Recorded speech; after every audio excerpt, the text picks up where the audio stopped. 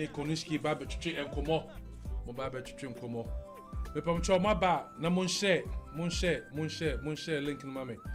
Mon country, Munyanum, Mon country, Mundan for 4. Adofunina say, Mamia go Atanasi, Inti Guy Crado. Yo, you're the Mamia go, you know, Baby Siso. A Bape, naturally say, I'll grow no Baby start here, I don't know.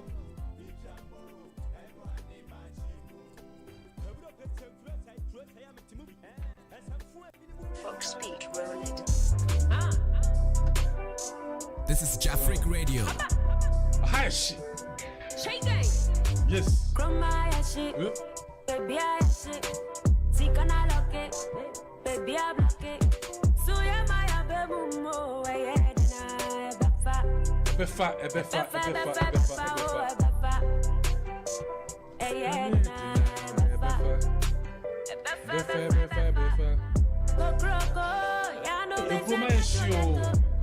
Ghana is shit. And so, Befa. Ba Mr. Befa, into Utie, sa interview ya. We all be who send you, they will be brafa. Na bibiafa. Yeah.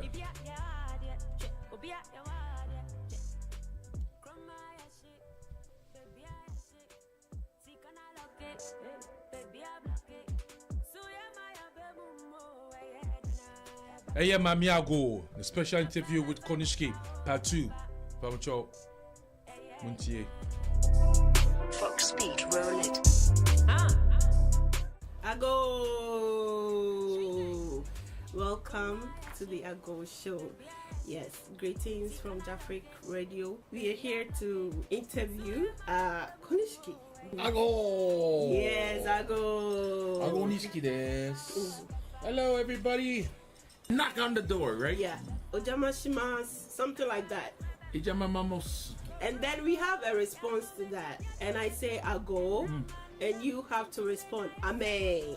AGOOO! Amen! Hey! My real name is Saliva Akisanoe. I'm originally born and raised on Oahu in Hawaii. And people know me as Konishki because it's my sumo name. It's Konishki Yasukichi. I have a big family. I don't know about Uganda people. We do also have big families. We have 10 kids in our family. Wow. 5 boys, 5 girls, and I'm the youngest boy. Well, I came to join sumo, and I became a sumo wrestler at 18. But so were you really practicing sumo in Hawaii before coming here? Had no experience, had no knowledge. So at 18 years, you left Hawaii to Japan. And how was it like? Did you have a family? Did you know someone, friends, or Here? Yeah, in Nobody. Japan. Nobody can speak Japanese. Their food was different. How was life like? Well, at the beginning, the big difference between me and all the other foreigners like you that come to Japan, it's not even Japan culture. It's sumo culture. Yeah, it's completely different. Different. Even the language that we speak in sumo world is completely different. Not too many people can survive in the sumo world. Okay, so I came into something that was completely different. It was more like my home, my household. Okay. Because my mom and my dad were my bosses, and I had to listen to my elders. So everything is seniority. Anybody that joined before you in sumo, you have to take orders from them. I saw some previous images about the sumo wrestlers, how thin they were to becoming very big. Well, how is that one done? Not everybody is big, so everybody has the image of that, but people train to get big. The different thing about this sport, your body takes a lot of punch. I mean, you hit yourself so much time all year round. If you play baseball or you're martial arts or you're a boxer or even wrestling, their tournaments are probably once every 3 months or 3 times 4 years. We have 6 major tournaments, 15 a day. So you have to understand your body have to be big and strong and have enough stamina to take these hits because the training is so rigid. Your body has to get used to getting bruised because you're hitting each other. There's no pads. Yeah. So people think you're just being big, but being honest with you, if 100 people joining sumo, even till today, more than half quit. They cannot handle sumo. So people just look at the outside, how big, Yeah. but they don't understand. Yeah. And sumo is actually a sport where not only they're big, especially professional sport here, it doesn't matter if you're big or small. If you make enough weight, you can be sumo. So if you watch sumo closely, not everybody's big. Wow. Everybody think it's big, but if you watch the top rank, half of them is like small. Really? You Yeah, might you- might see them to be small. No, but you have to- what we see from outside. No, you have to watch sumo because you're only talking about one person. Not really. No, I know I'm the professional. I know exactly what I'm saying. I see. Go and watch. There's a guy actually smaller than Pop. Sumo culture is a mixture of mixed martial arts, Okay. which what you guys see to MMA, what we call mixed martial arts today. Sumo actually is karate, judo, aikido, all mixed together, Yeah. and wrestling. Yeah. So that's why us big guys have a harder time because the smaller guys, there's 84 different techniques in sumo, or holds or throws. The big guy cannot really actually I only can use probably less than 10 because of my body weight. The smaller guys take advantage of that. The hand twists, the hand kicks, Yeah. the strips and everything. So you guys have to just study. The stereotype is they think it's all big. Yeah. That's why I watch all the thing on YouTube, all the foreigners, they make it look bad, Yeah. which Yeah. is no good because Yeah. So because we had something like when they come or when they are in the club, they make sure they eat so many food. you have so that to they need the can- weight. You need the weight. You can gain weight, so you have to eat a lot. Is that true? You have to. Like I said, your body trains all year round. There's no days off. Sumo is 365 days of your life, Wow. and until you're retired. I did it for 16 years. There's no one day off. When you become a sumo, you're a sumo wrestler, period. When you walk the street, you represent sumo, and you do something stupid, no matter how good you are, if you're Michael Jordan, they don't give a shit who you are. Some kids can't even get big. If you look at some of the top wrestlers, they're not even that big. Yeah. One of the most famous, Chiyono Fuji, is not that big. He's muscular, but compared to us, he's like less than half of our weight. So, the more you study about the real thing about sumo, the more you're gonna understand. When was your very first match? A month later, Yeah, a month later. yes, you come and you join right away.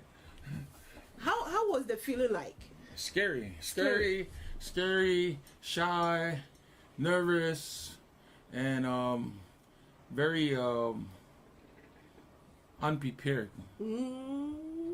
Because everybody does the same thing. Yeah. So for me, I'm 18. I joined sumo at 18, but the majority of Japanese boys they join at 15 because they graduate from junior high school, which is mandatory in Japan, and then they join sumo.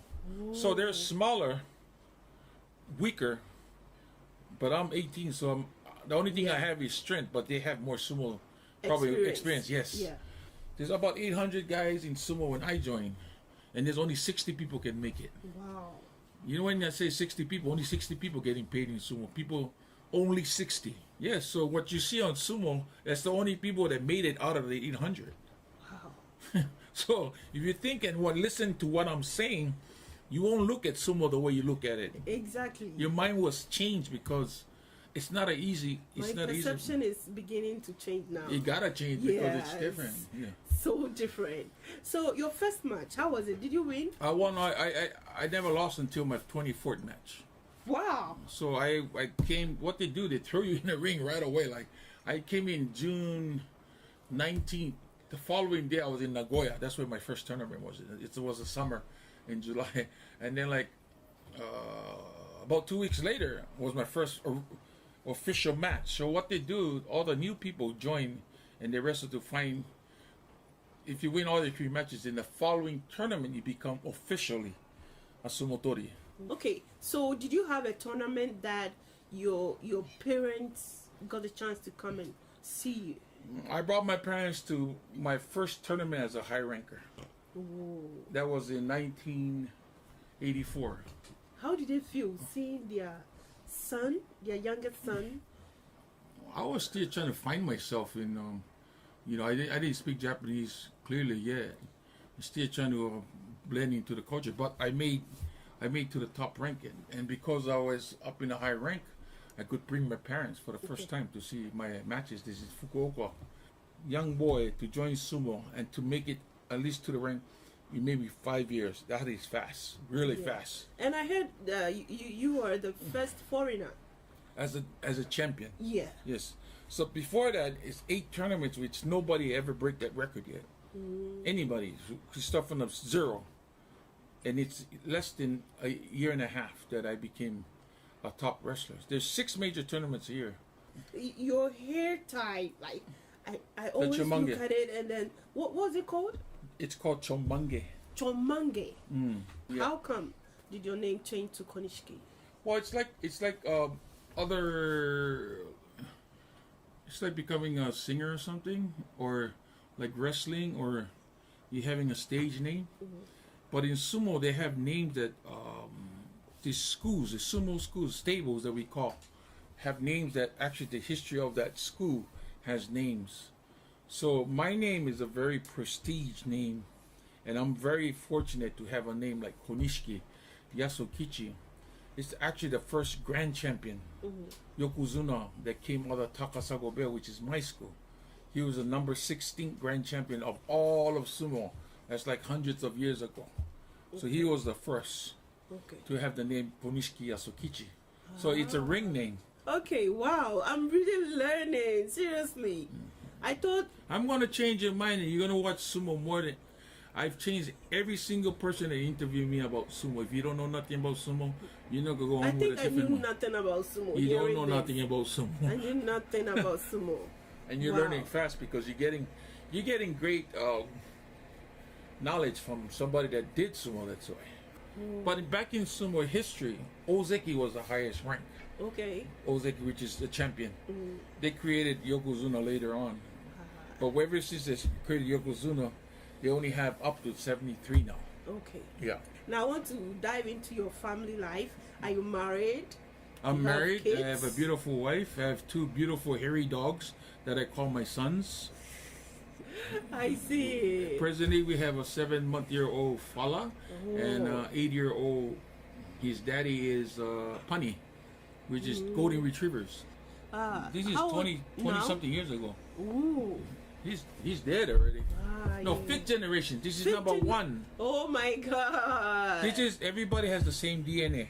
I see. So this is number 1, and number 2, number 3 is that one Ulu, and then 4 and 5 is upstairs. Oh, wow. All same bloodline.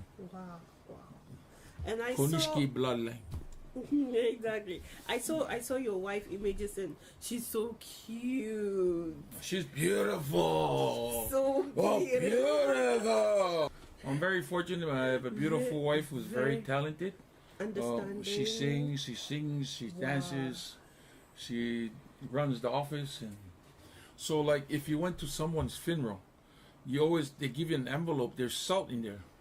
So before you enter your house, you put the salt on you to make bad spirits disappear before you walk into your house.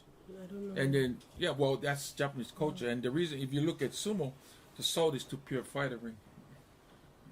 And then if you go to all the sumo stables, they always, at the end of the matches, they always have salt to protect and to bless and to prevent injuries. So salt plays a big part in this. And what you see is not powder, it's actually salt. It's salt. The commitment that you put into this sport is everything or nothing. Yeah. And if you don't put everything in nothing, you're just wasting your time. Yeah. Because everybody wants to be part of the number 60. Yeah. So that's how hard it is. Wow. You know, it's not even a joke. Guys that live in that life, there's guys that been there almost 20 years but never had an opportunity to even get to that 60 group. 90% of them don't make it. You got to think about it now. So 10% of us that make it, even the 10% of us that make it, that 100% of 60 people who make it, they really have a good life after. Maybe less than half of the person, maybe 30-40% is the one that really make it after sumo. Okay.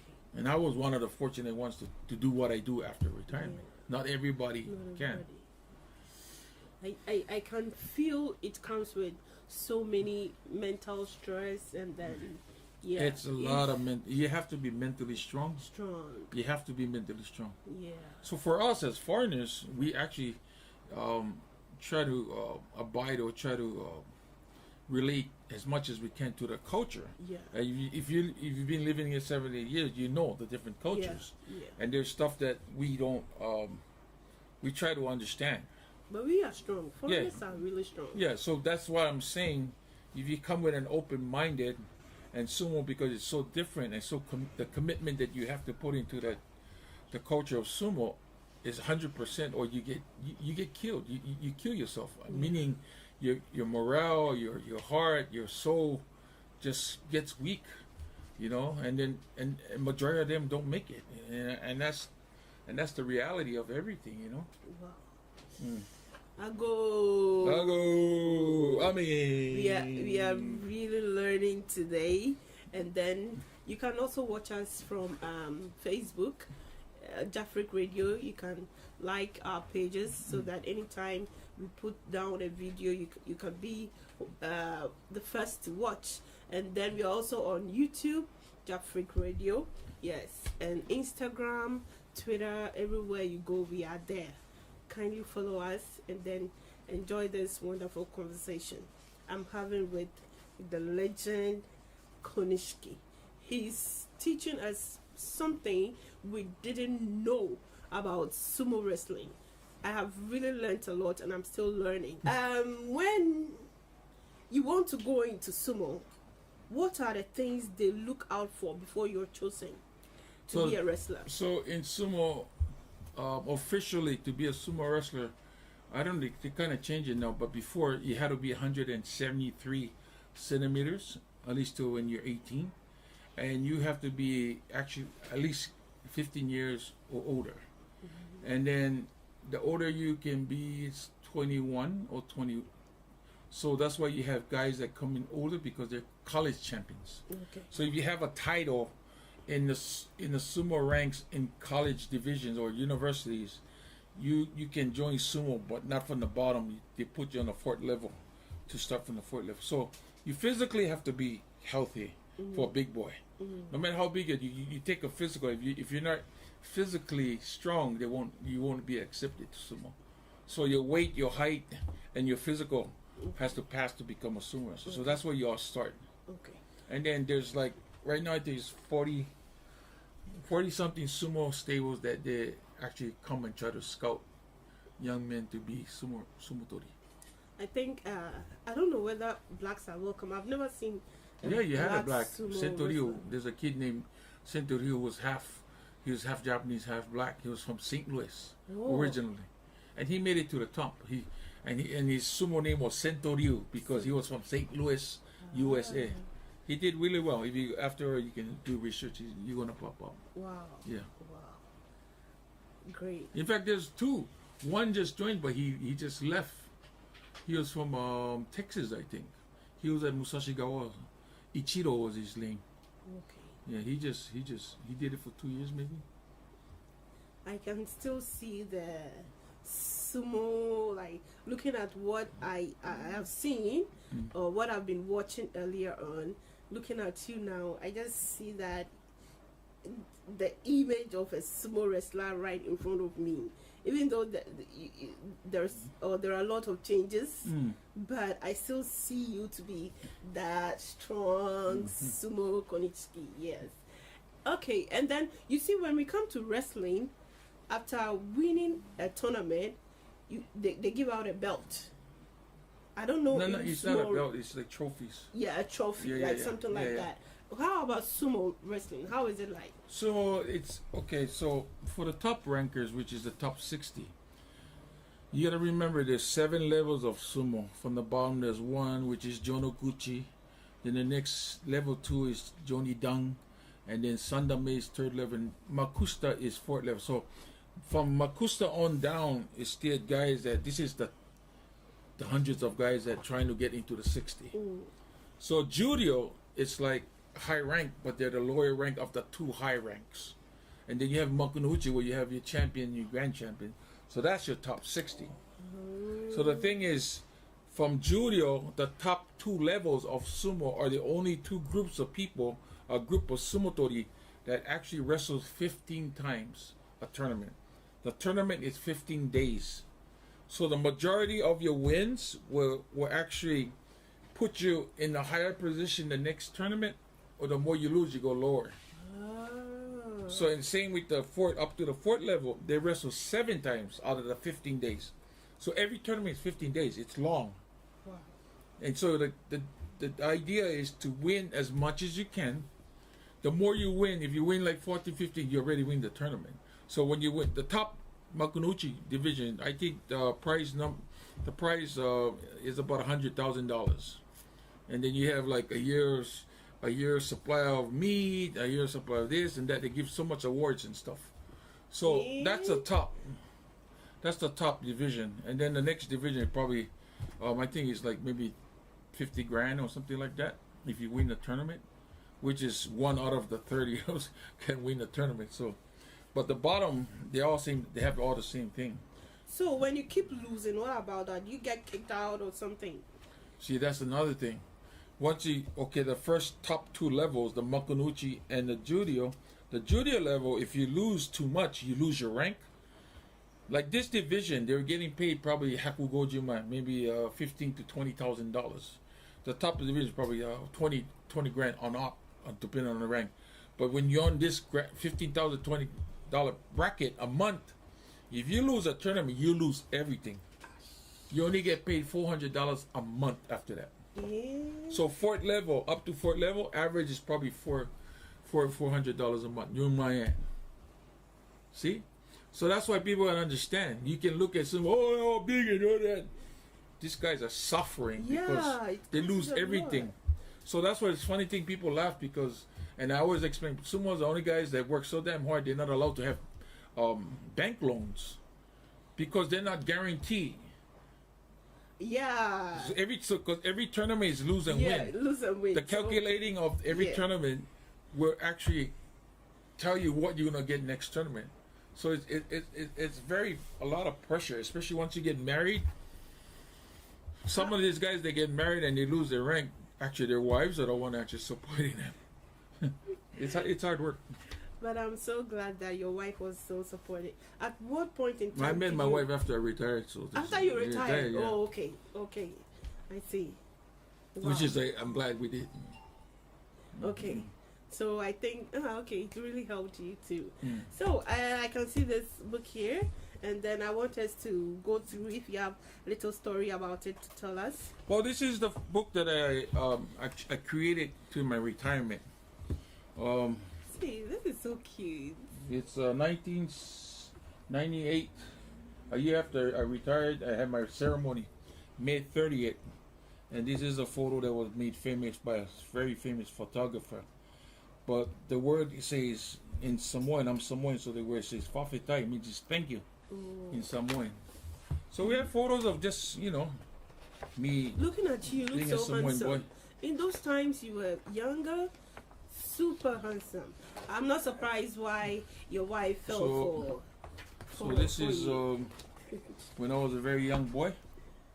I was like maybe 10 years old, maybe. Okay. This is high school. Right before I came to sumo.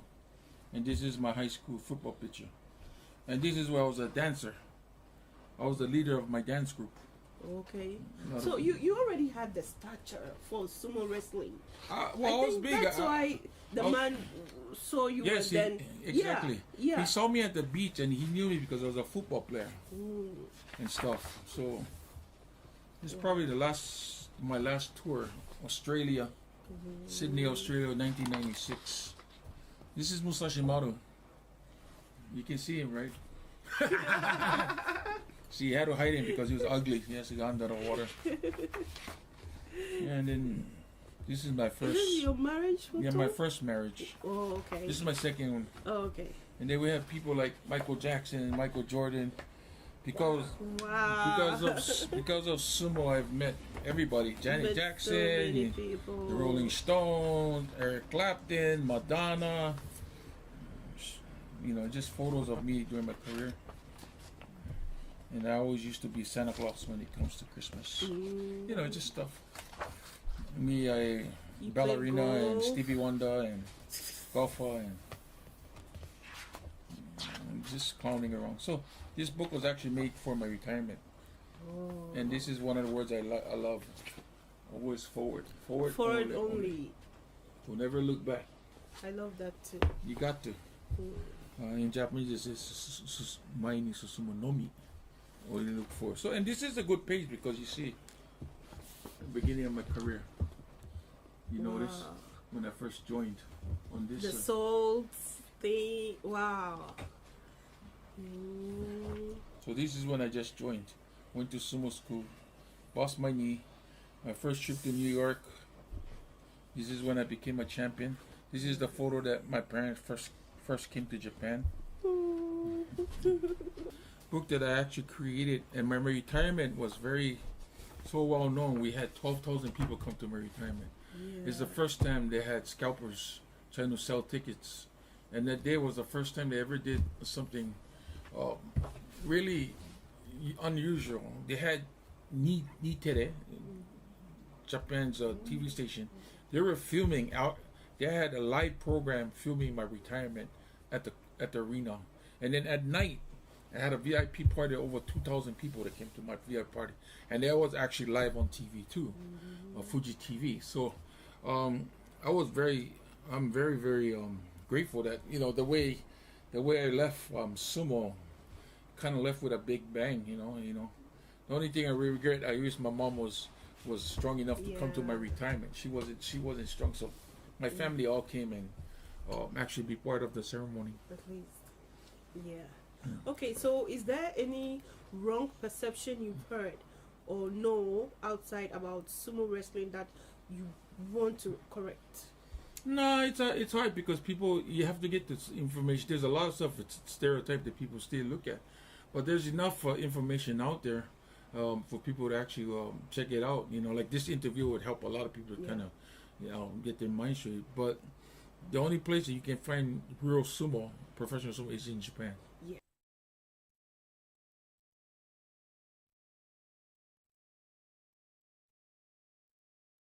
No, and there's so much. I really appreciate the people loving sumo, but we just need to educate them more about it, and if they understand the life that these guys have to go through all the time, they would actually kind of look at sumo differently, because I've done a tour to the U.S. in 2019. It was very successful. We sold out, and people, it's like what we're doing. I was trying to explain exactly what the sumo wrestlers go through in their sumo lives, and people really enjoyed it. So right now, one of my tasks is actually doing projects that actually teach sumo. Actually, there's a beautiful project that's coming out in the U.S. in September. Actually, it's beautiful. After I'll give you the site where they can actually go.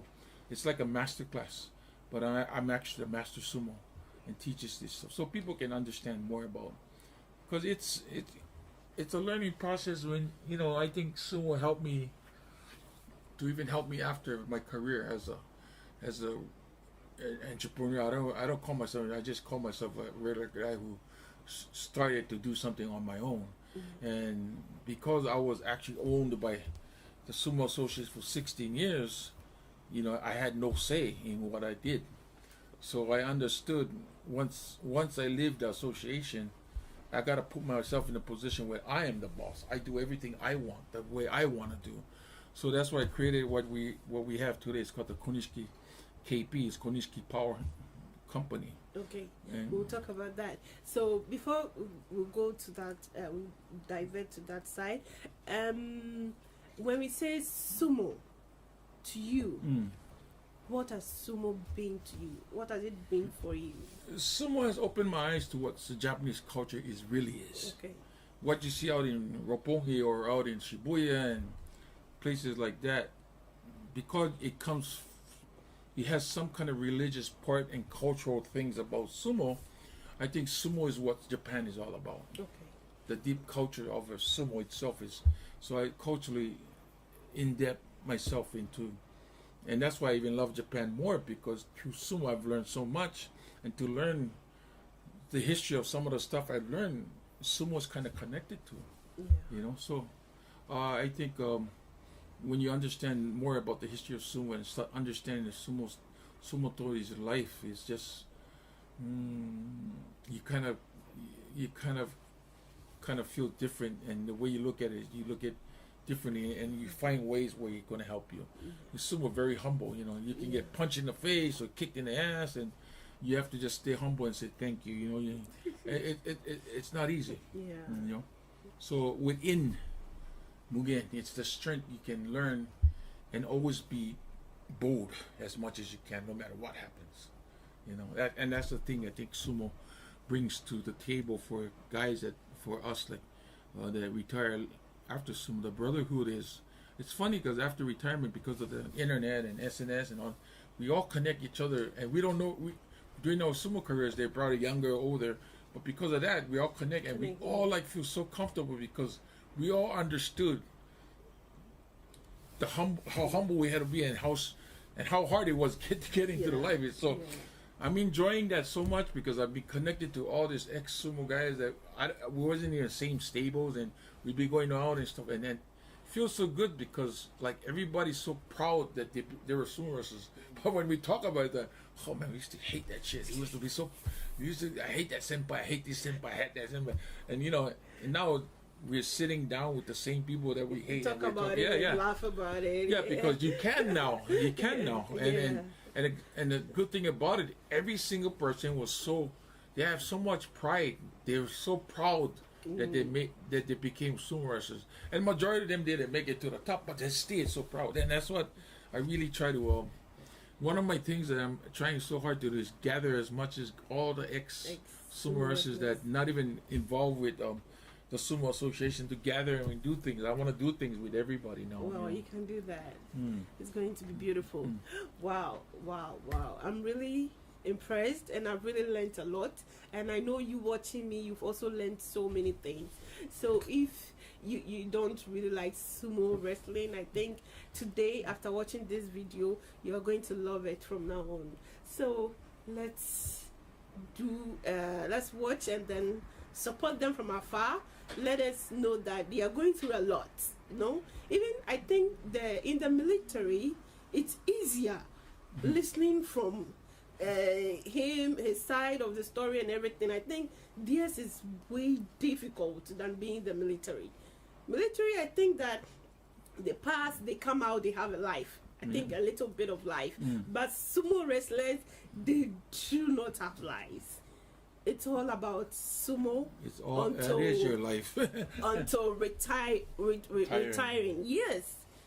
Wow, I've really learned a lot, and I really respect you and all the sumo wrestlers and the ex-sumo wrestlers.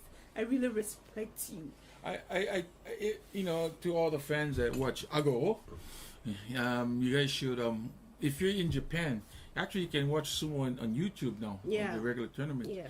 And try not to only focus on each sumo wrestlers and how big and how small. Look at how their techniques, because depending on what body size they all have different techniques. The bigger they are, the lesser technique they'll have with more like power. The smaller they are, the more quick, more fast, and it's very tricky. And then you have to explore what goes around in the ring.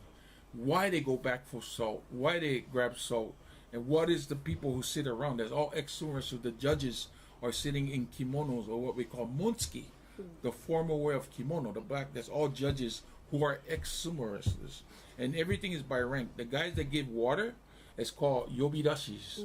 They're actually ring callers. The guys that call out the name is ring callers. So the referees are what we call gyoji, the one with nice kimono and that's what we call gyoji.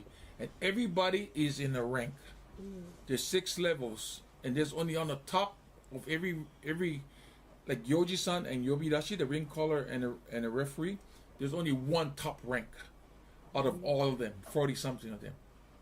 So you have to understand, all these guys too are fighting for position. Yeah.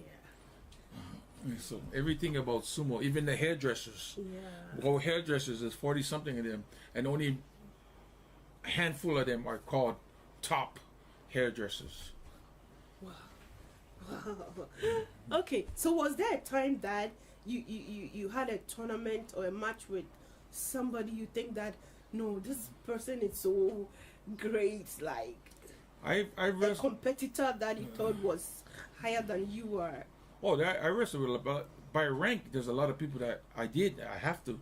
to wrestle higher than me. And there's a lot of great guys during my career wrestle with some of the best in sumo during my career. Starting off with Chono Fuji, Takano Sato, I can name it.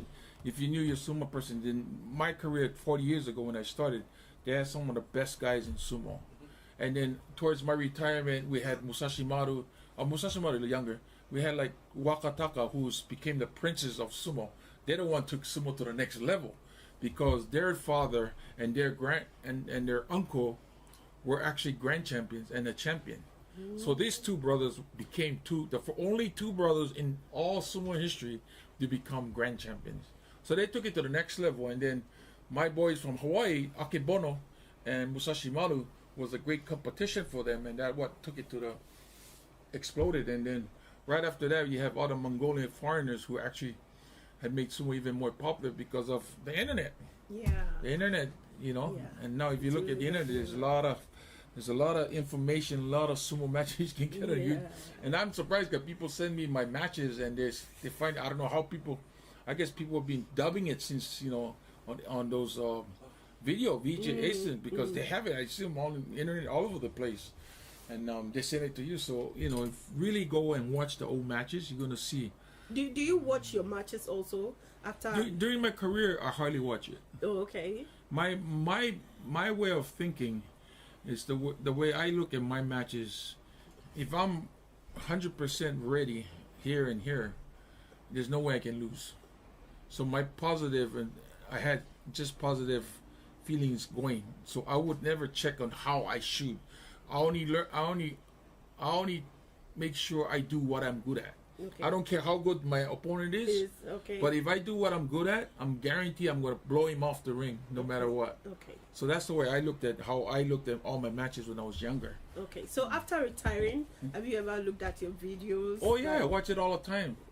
Thank God, like even since pandemic, I don't know, I've been crushed with what we call projects with sumo on the foreign side, you know.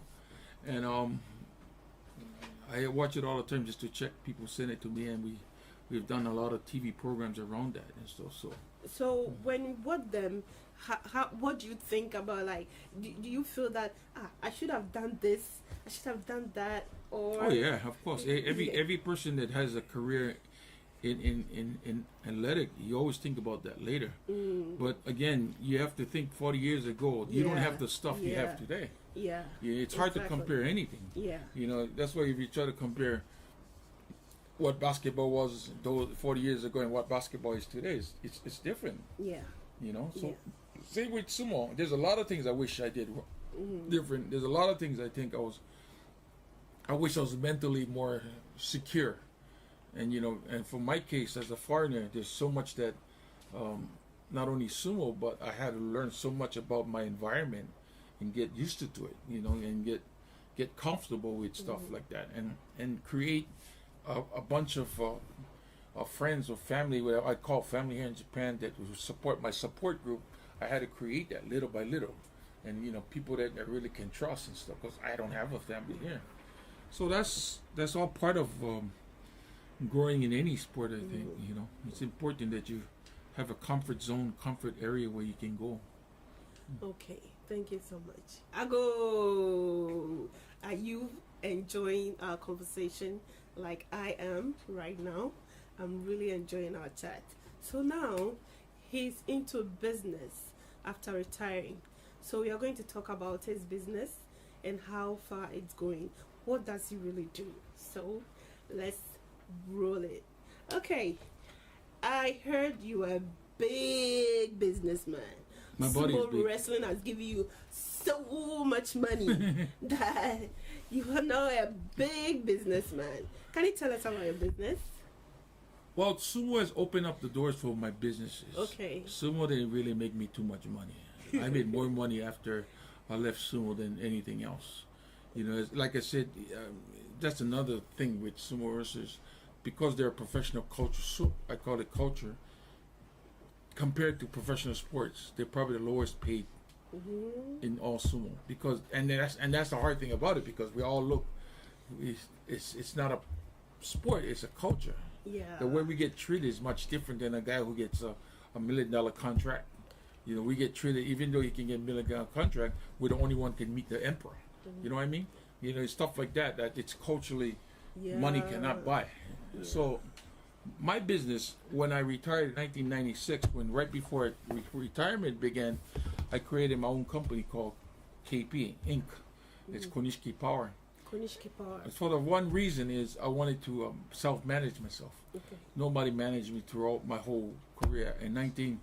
Officially 1996, I retired. In 1997, so 1997 I officially retired, and then I started my company, KP. Actually, it's actually self-managing myself, and then right after retiring from sumo, less than a year later, I actually left the sumo association and started my own company, which is I did commercials, I do shows, I did dinner shows, I produce shows, and I do a lot of speaking arrangements with other corporates all over Japan or even the U.S. And I do, even now I do different things. I've created my own barbecue sauce, my own brand. I do events on my own. I like to promote the thing that I really like to do is actually be a promoter. Okay. I love doing promote, and I like to create events, fun events and stuff like that. That's the one thing I really want to do. But right now we just focusing, because I do many things, and my shows are created around different crowds. Because if they want a Hawaiian show, I give them a Hawaiian show. If they want a Japanese show, I sing Japanese music. You want a kids show, I do kids show. Because I've been DJ for 3 radio stations. I have a TV show even going on in NHK for 20 years now. So it's a kids show, and it's nationwide program, so your name is out there. So the kids don't know me as Konishiki, but they know me as Koni-chan. As a kid show I've been doing. So there's a variety of stuff I do, and I just self-manage myself. You know, I got into like restaurant and schools, and I had some huge and had a hula school and all that stuff. But right after 9/11, when the big earthquake hit, the tsunami hit, I just had to change my mind. I said, nah, it's time to kind of just slow it down and have enough, do enough to have enough. And that's the way I look at my life. And you know, as I get older, like I said earlier, I'm turning 59 soon. So you try to cut down on things that you try so hard to do, and do all the things that you're good at, and just focus on more on that side. Yeah. So, but we're still busy. We do a lot. I get asked to do a lot of things because of my connection to the foreign business world in Tokyo, and people that I've been involved with. So I get involved in many things. I've coordinated some of the biggest corporates, sumo tours. I've done the NBA champions, and you know, I've hosted guys like Sylvester Stallone and stuff like that. So, like I said, sumo has opened up the doors and stuff, and it's been really fun. I'm doing more fun things than ever. Yeah. And your barbecue? My barbecue sauce, I created it in 2019, right before the pandemic. 2019. Yeah, because nobody knew the pandemic was going to come, right? Yeah. So all my friends, I've been doing barbecue so long, even during my career, and my friends used to tell me, when you going to do your whole barbecue sauce? And then finally I say, okay, I'm going to probably try to put it together and do it. Then we came out in 2019, and all of a sudden we hit the pandemic. Yeah. So I couldn't get any promotional things going on. So what I did it on my own. When everybody was at home, not moving around, me and my wife traveled. We did 47 stops promotional all over Japan with all my friends' companies, all of them, from Okinawa to Hokkaido. We went and we traveled. And it was it was good, because when we got on the train, nobody was on the train. We got on the plane, nobody was on the train. On the plane, nobody's on the ferry. So barbecue sauce is just one thing I love to do. It's not even work to me. You know, it's a lot of effort you have to put in. A lot of put into to actually. But this actually is my barbecue sauce. Wow. So what it does is, you have already the sauce in there. There's 250 grams of sauce. You actually probably a kilo of meat in here. You just put the sauce in, and it's a Ziploc, so you just marinate, put it in the icebox overnight, because you want being spicy. You put a lot of spice inside and mix it with the sauce already. Leave it overnight and cook it over fire, and it's ready. So it's called Konishki's barbecue This is so sauce. cute. Yeah. So So how it's- much does this one go for? This so you can get them on the internet on base Konishki.base.shop. It's 1,000 yen for one. Very affordable. Yeah. Well, actually, it can feed a whole family. People, Yeah. because the sauce, it's 250 grams, but you can actually marinate lots. All you have to do is marinate. Marinate. The longer you marinate, the more meat you can actually marinate. And it's really good. We've been doing barbecue events. Is that you? Yeah. I'm too good looking, eh? So cute. Yeah, because I have my makeup. I have my makeup.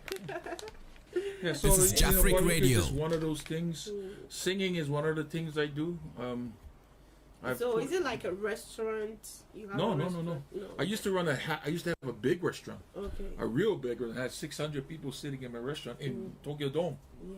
So I did that for 5 years. I'm glad that they bought us out, and right now I'm just real comfortable with what I have. I don't want much. Okay. Our next project is actually probably next time you come here, you won't see this building. This is going down. We own this whole thing now. Yeah. We're gonna take it down, and probably that's my next project. Greater heights. Yep. Okay. So if you want We'll put that out later. barbecue sauce, yes. Jafric Radio. Wherever you're going to get this. Link up. Yeah. So please. Check it You out. have to. You See, have to. you gotta taste it. Because I think I'm taking one home Yep. for my family. Hungry. She's gonna be a hungry lady. Okay, all right. So our time is far spent, and then this brings us to the end of our interview. Really? Yes. Glad. Thank you for coming. But if you have something to say that you think I have not asked and you want to put it out, you can kindly put it Yeah, out there. today is. I'm glad that Nana, you came and we did this interview because to your people who's watching your site would actually get educated with what sumo is. Yes. So if you don't want the stereotype, if you're still looking at sumo a certain way, it's actually try to take what we've done in this interview and do research. It's very easy now. YouTube has a lot of real sumo matches on there, and try to study not what you see in the men, but how they move. Because I've hosted some of the world's best athletes with sumo, and a lot of them cannot do sumo exercises.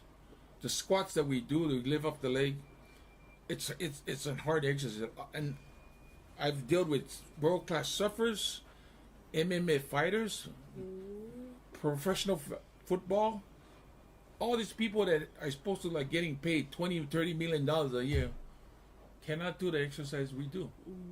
And the reason why we have to be so flexible in our exercises is to prevent injuries because of the contact sport we do. So hopefully people learn from this, and there's some links that I'm going to ask you guys to put on. There's a nice project that I'm doing. I'm actually a sumo master class that I've started. It's coming out in September in the U.S. It's going to debut in the U.S.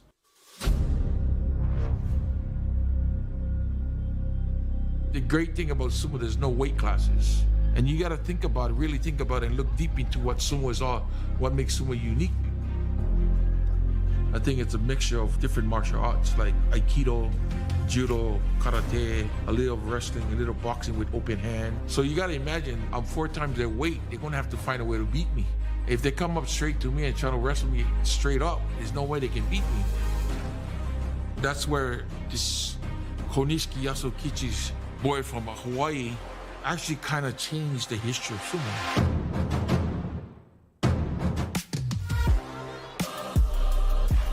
Still today, he holds a record. 8 tournaments to become a high ranker. For number 1 on the bottom, I was the number 2, number 3 highest in the rank. Nobody gets to the top easily. It comes with personal problems or it comes with physical problems. Whatever comes in the way, you have to find a solution to get through it that makes you a better person. Sumo is like soul food to the Japanese people. Sumo is so different compared to all the other sports they have in Japan. They wouldn't look at athletes. They were like looked at sumo tori, walking good luck charms, If you're new to sumo, I'll help you understand why it has such a special place in Japanese culture and break down for you all the things you'll see when you watch a tournament. And if you're already a sumo fan, I'm going to slow the action down piece by piece and show you how I evaluate a match so you can understand each move and each counter move.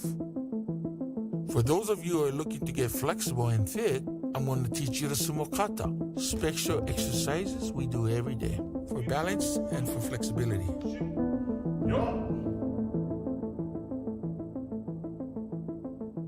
A lot of guys have the same style, but the difference is the power I had behind my arms and my body was different. If you look at those matches, I was knocking guys out.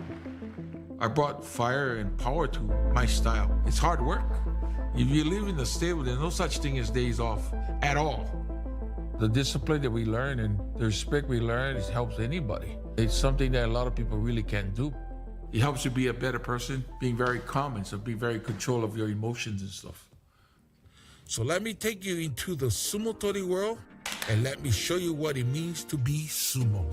I'm Konishiki, and sumo is me.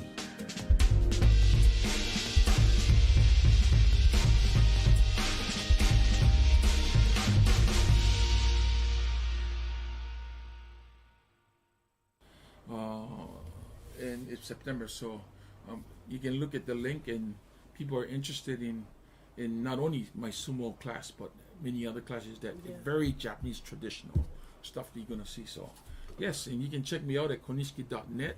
I'm on Instagram, Konishiki, and my homepage. From my homepage, you can jump to everybody to Twitter and everything. Not too much a Twitter guy. I'm just learning how to do Twitter and stuff. So not really to Twitter. Don't really understand how to use it, but I just use it anyway because I'm very consistent with my Facebook page and my Instagram. Very consistent. I try to post as much as I can with who I am. I don't try to post just me. It's about me, real about me. So thank you for having me. It's been a great pleasure.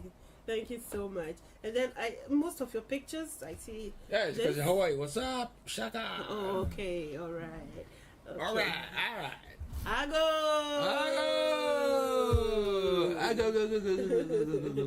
Okay. I had interview na baby and me I made interview by friend me Empress Nanaya. Obit me so friend Mami AGOOO. I hope you really enjoyed yourself and you learned so many new things about sumo wrestling, and then Konishiki himself. Thank you so much. So we say goodbye. AGOOO! Yay! AGOOO! Barbecue sauce! Konishiki! Yasugichi! Oh, you have to get chins there. Honey, okay, so I have a surprise for you.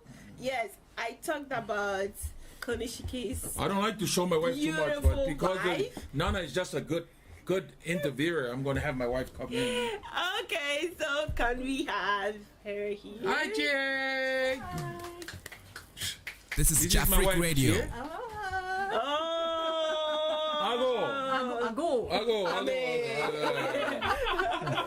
So pretty, right?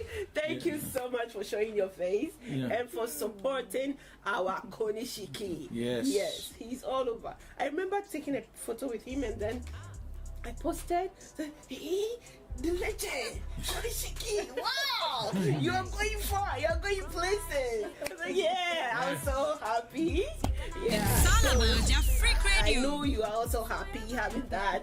Wow, you're Konishiki's wife. Yeah. Yes. My husband. Handsome guy. Yeah. I go. I have nice makeup. Yeah. Thank you so much. Thank you, honey. Thank you. Okay. Bye.